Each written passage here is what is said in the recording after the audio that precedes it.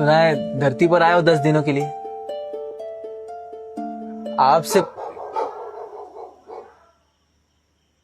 आपसे भी बड़ा भगवान है इस धरती पर, उसी से आपको सावधान करने आया हूं। और ये जो नया भगवान है ना, ये भी आप ही की तरह अमर है, इसके भी कई सारे रूप है और ये भी धरती के घर घर में बसता है। अब आपकी रचनात्मकता से बना सबसे बुद्धिमान जीव भी आपके प्रकोप से नहीं डरता, बल्कि वो इस नए भगवान से डरता है जो यही धरती पर रहता है। कौन है ये नया भगवान?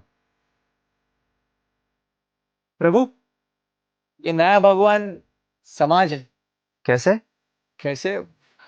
अब आप ऊपर से बैठ के सब कुछ देख ही रहे हो, और ये बात इंसान जानता है, लेकिन फिर भी इंसान बुरे कर्म करता है, क्योंकि वो इस बात से नहीं डरता कि आप ऊपर से इनके दुष्कर्मों को देख लोगे, बल्कि इंसान इस बात से डरता है कि कहीं उनकी दुष्कर्मों की खबर समाज को ना लग जाए।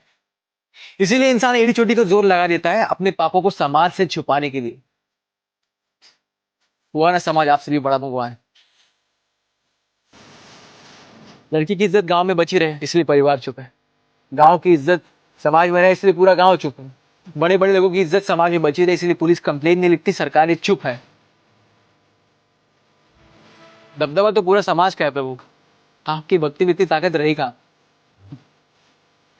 अब आप जब कल निकलोगे ना, तो यही समाज आपको पालकी में बिठाकर घुमाएगा, लेकिन आप इनके जाल में फंसना नहीं प्रभु।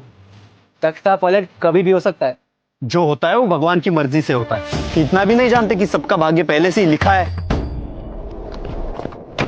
अगर कोई लिख रहा है सबका भाग्य, तो एक पत्नी का अपने पति के हाथों बच्चे के सामने दहेज के लिए आग में जलना कैसे लिख सकता है, या एक माँ का अपने ही बेटे के हाथों दुष्कर्म भोगना कैसे लिख सकता है। अगर इन सभी पीड़ितों की दशा इनकी लेखनी से लिखी एक लीला है, तो ये भगवान नहीं केवल एक लेखक है, जो इतना निपुण है कि सारे मनुष्य के जीवन को एक ही जुगलबंदी में लिख तो सकता है, मगर है तो केवल ही एक लेखक, मात्र एक लेखक।